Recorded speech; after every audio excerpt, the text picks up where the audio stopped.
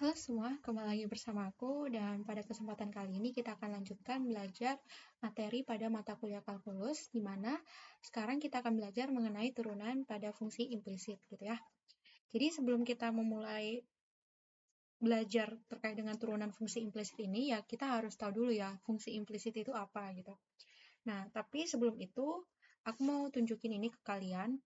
Kalau misalkan ada fx sama dengan x tambah 2 gitu ya, atau fx sama dengan x kuadrat gitu ya, atau fx sama dengan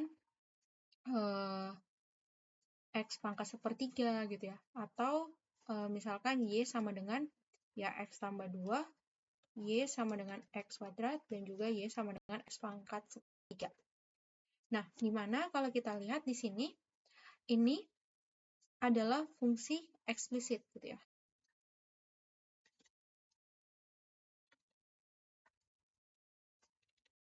Nah, kenapa fungsi eksplisit gitu ya? Karena dia dinotasikan dalam satu variabel aja gitu, yaitu variabel x gitu ya. Nah, sedangkan kalau dia fungsi implisit gitu ya, dia itu dinyatakan dalam notasi lebih dari satu variabel gitu ya, yaitu fx, y gitu ya, sama dengan sesuatu. Nah, gitu ya. Jadi kalau fungsi implisit itu ya bisa dilihat dari variabel yang ada di dalam fungsinya, gitu ya. Oke. Lalu dari sini kita bisa melakukan penurunan gitu ya.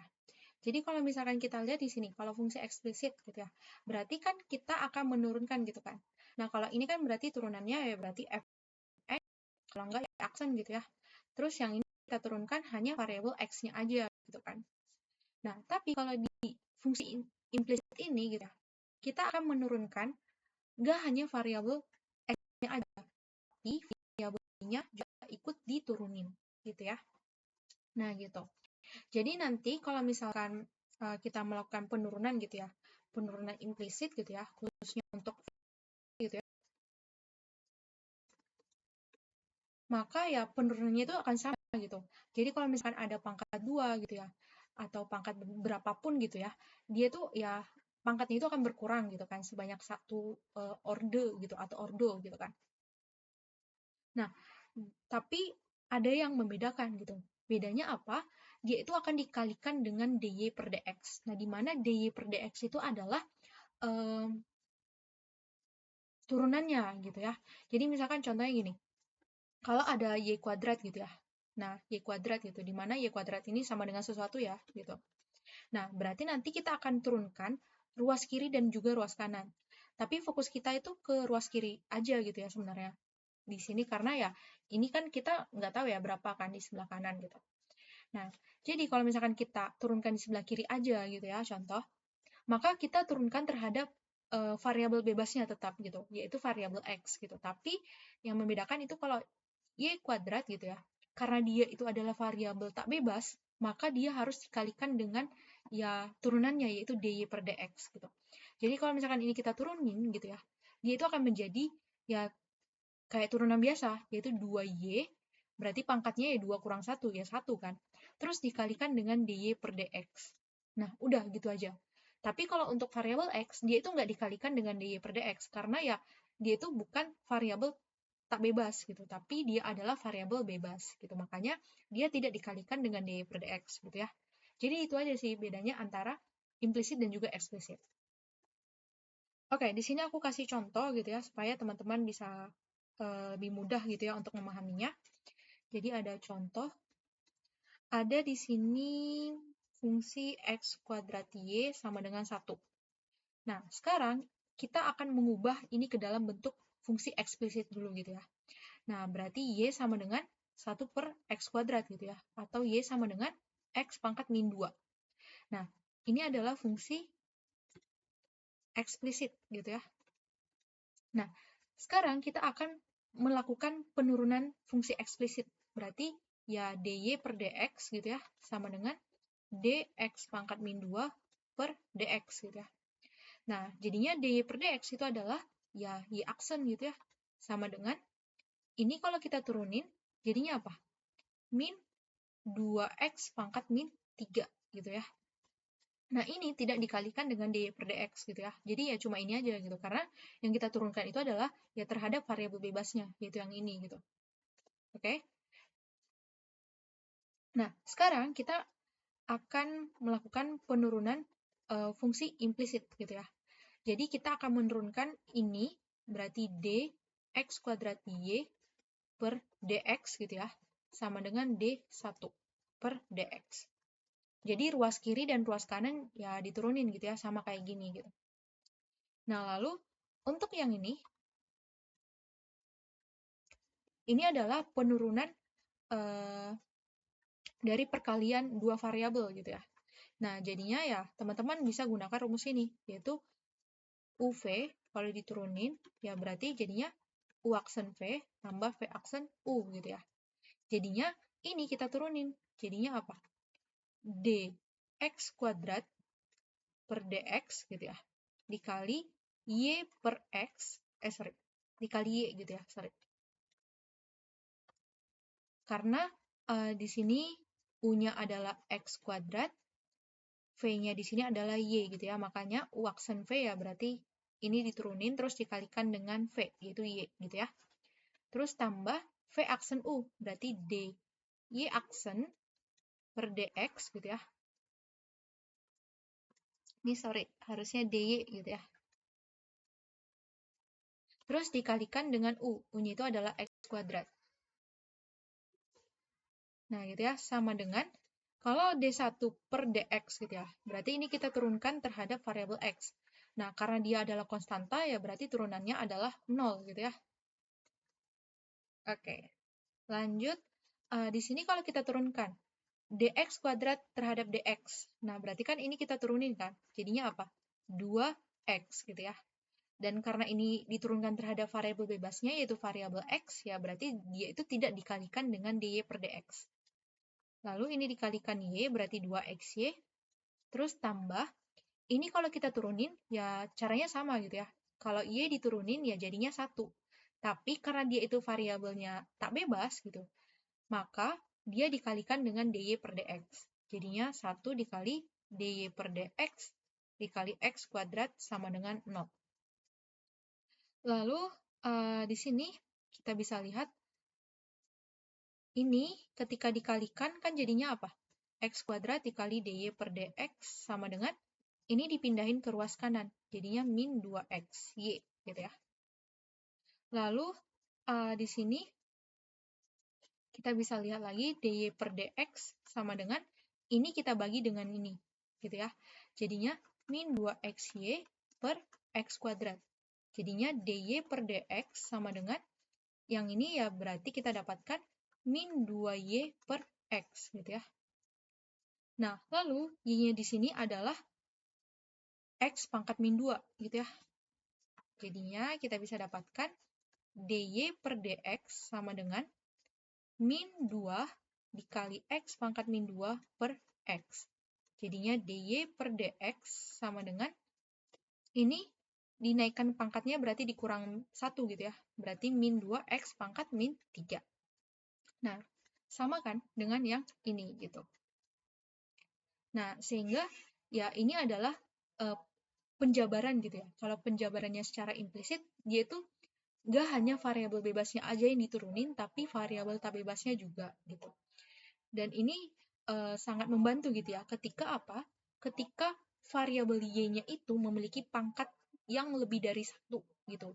Jadi misalkan kayak y kuadrat, y pangkat 3 gitu, dan seterusnya gitu ya. Kenapa aku bilang seperti itu?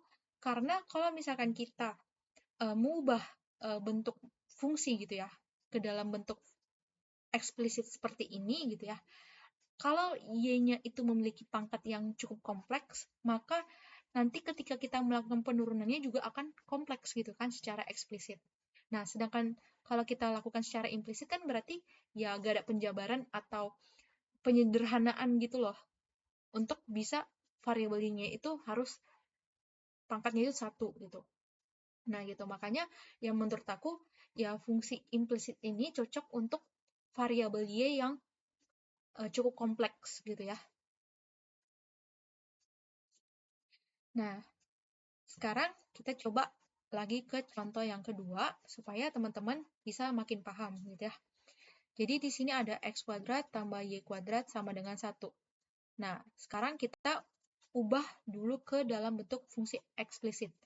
Berarti jadinya y kuadrat sama dengan 1 kurang x kuadrat. Berarti kita dapatkan y-nya adalah plus minus akar dari 1 kurang x kuadrat. Nah, lalu kita akan turunkan. Berarti dy per dx sama dengan, berarti di sini plus minusnya kita buat di depan. Terus d akar 1 kurang x kuadrat. Terus diturunkan terhadap dx. Nah, berarti kita dapatkan dy per dx sama dengan plus minus. Nah, ini kalau diturunin jadinya apa? 1 per 2 akar 1 kurang x kuadrat dikalikan dengan turunannya. Berarti turunan di dalam ini gitu ya. Yaitu dikalikan dengan min 2x. Lalu di sini 2-nya kita coret. Jadinya apa? dy per dx sama dengan plus minus dikali minus. Ya berarti ya min plus gitu ya. Min plus x per akar 1 kurang x kuadrat. Nah, atau ya, y aksen sama dengan, ya ketika kita kembalikan lagi bentuknya seperti ini, ya sama aja gitu kan. Plus minus x per akar 1 kurang x kuadrat. Jadi ini adalah turunan pertamanya secara eksplisit. Nah, sekarang kita turunkan secara implisit. Berarti kita akan turunkan seperti ini. dx kuadrat per dy, sorry, ini harusnya per dx. Terus di sini dy kuadrat per dx sama dengan d1 per dx. Lalu ini kita turunkan, jadinya apa? 2x tambah, ini diturunin jadinya 2y, dan ingat lagi ini adalah variabel tak bebas gitu ya. Jadi kalau dia diturunkan, ya maka dia akan dikalikan dengan dy per dx. Nah, sama dengan ini diturunin jadinya apa? 0 gitu ya, karena konstanta. Lalu di sini kita pindahkan dx-nya ke ruas kanan. Berarti 2y dy per dx sama dengan min 2x. Lalu 2-nya kita coret, lalu y per dx sama dengan min x per y. Lalu y-nya di sini kita ganti dengan ini. Berarti dy per dx sama dengan minus x per plus minus akar dari 1 kurang x kuadrat. Nah, sehingga kita dapatkan ini kalau dia dibagi dengan notasi ini, maka ya dia akan jadinya min plus kan. Nah, kalau dia min plus, kita balikin lagi jadinya plus min juga kan, gitu. Jadi dy per dx sama dengan plus minus x per akar dari 1 kurang x kuadrat. Nah, gitu. Nah, di mana ya bentuk ini ya sama dengan yang ini gitu ya. Jadi, ya itu tadi kalau misalkan bentuknya seperti ini kan cukup kompleks gitu ya. Ada plus minusnya gitu kan. Nah, gitu. Nah, sedangkan ini ya jauh lebih enak gitu untuk kita lakukan penurunannya gitu. Nah, gitu ya. Nah, di sini aku mau kasih contoh lagi gitu ya supaya teman-teman bisa makin paham juga gitu ya. Jadi di sini kita akan cari persamaan garis singgung gitu ya. Di mana di sini ada persamaan x pangkat 3 y ditambah y pangkat 3x sama dengan 30 di titik 1,3. Nah, gitu ya. Nah, berarti di sini kita kan kalau mau cari persamaan garis singgung ya. Nah, karena dia dilalui oleh satu titik, berarti dia akan ada gradiennya gitu kan. Nah, sekarang kita akan cari gradiennya gitu kan. Nah, kalau kita cari gradiennya kan berarti kita cari y-nya kan. Nah, tapi kalau kita lihat di sini y-nya itu cukup kompleks gitu kan. Karena ya kalau kita faktorin juga masih ada y kuadrat gitu kan. Dan agak sulit gitu untuk kita lakukan penyederhanaan supaya y-nya itu jadinya pangkat 1 gitu kan. Jadi susah gitu untuk diubah ke dalam bentuk fungsi eksplisit. Nah, sehingga kita lakukan ya fungsi implisit aja gitu. Nah, di mana ingat lagi kalau gradien itu adalah Y aksen gitu kan. Nah, berarti kita akan cari turunannya gitu. Nah, maka di sini kita ya lakukan penurunan gitu, di mana ya penurunannya ruas kiri dan juga ruas kanan. Berarti dx pangkat 3y per dx tambah dy pangkat 3x per dx sama dengan d30 per dx. Nah, jadinya ini kalau kita turunin gitu ya, jadi ingat lagi konsep dari U aksen V tambah V aksen U sama dengan DUV gitu ya. Nah, di sini aku langsung aja gitu ya. Jadi aku anggap teman-teman udah menguasai gitu ya konsep dari U aksen V tambah V aksen U gitu ya.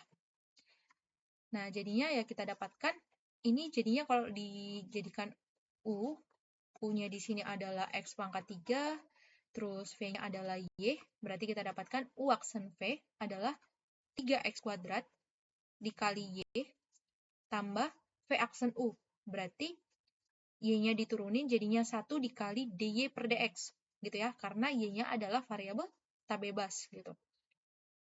Berarti DY per DX dikali U. U-nya adalah X pangkat 3.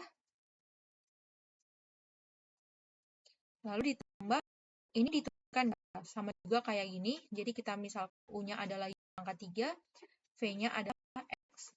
Berarti ditambah U aksen V gitu ya. Berarti ini diturunkan jadinya 3Y kuadrat kali dy per dx gitu ya. Karena dia adalah variabel tak bebas, terus dikalikan dengan v, yaitu x, tambah v aksen u. Berarti ini diturunin, jadinya apa? 1 gitu. 1 dikali u. U-nya itu adalah y pangkat 3 gitu ya. Nah, sama dengan ini kalau diturunin terhadap variabel x ya berarti 0 gitu ya, karena konstanta. Nah, sehingga dari sini kita bisa ganti nih, dy per dx-nya itu jadi m, atau gradiennya gitu ya. Jadinya kita dapatkan 3x kuadrat y tambah x pangkat 3 dikali m tambah 3xy kuadrat dikalikan dengan m tambah y pangkat 3 sama dengan 0. Lalu di sini kita tinggal masukin angkanya, yaitu 1,3 untuk x, terus ini untuk y. Jadinya apa? 3 dikali x kuadrat y, berarti 1 kuadrat dikali 3, berarti kan dia 3 ya. Tambah x pangkat 3, berarti, berarti x pangkat 3, berarti di sini x-nya adalah 1, berarti 1 pangkat 3, yaitu 1 gitu ya, terus dikalikan dengan m. Tambah 3xy kuadrat, berarti di sini x-nya 1 dikali y kuadrat, berarti 1 dikali 3 kuadrat, ya berarti 9 kan. Berarti 3 dikali 9 dikali m, terus tambah y pangkat 3.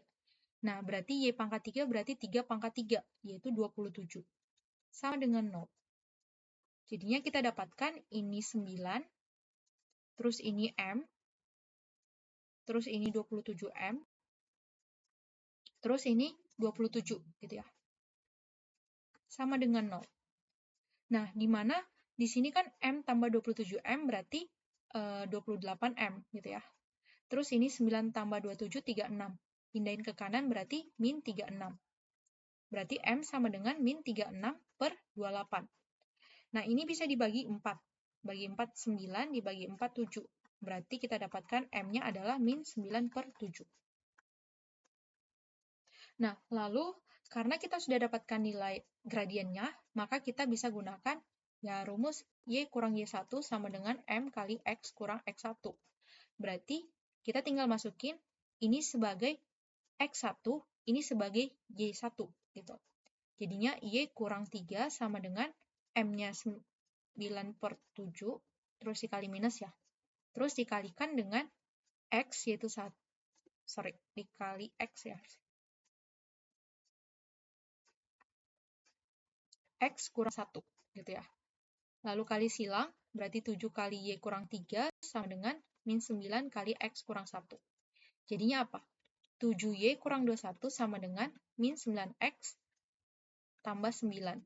Jadinya, di sini kita bisa dapatkan 7Y tambah 9X kurang 21 kurang 9 sama dengan 0, atau 9X tambah 7Y kurang 30 sama dengan 0. Nah, ini adalah ya persamaan garis singgungnya gitu terhadap persamaan ini gitu ya. Jadi, ya menurut aku, kalau kita cari gradiennya dengan cara implisit itu jauh lebih gampang gitu, atau lebih mudah ketimbang kita lakukan fungsi eksplisit gitu ya. Oke, akhirnya kita udah selesai gitu ya belajar mengenai turunan fungsi implisit gitu. Semoga bermanfaat dan kalau misalkan teman-teman masih ada yang bingung, teman-teman bisa bertanya lewat kolom komentar gitu ya. Gitu juga dengan teman-teman yang lain bisa bantu teman-teman yang bingung gitu atau yang bertanya gitu di kolom komentar supaya ya kalian bisa kasih ilmu kalian juga gitu ke teman-teman yang lain gitu ya. Jadi tetap semangat dan sampai ketemu di video berikutnya. Dadah!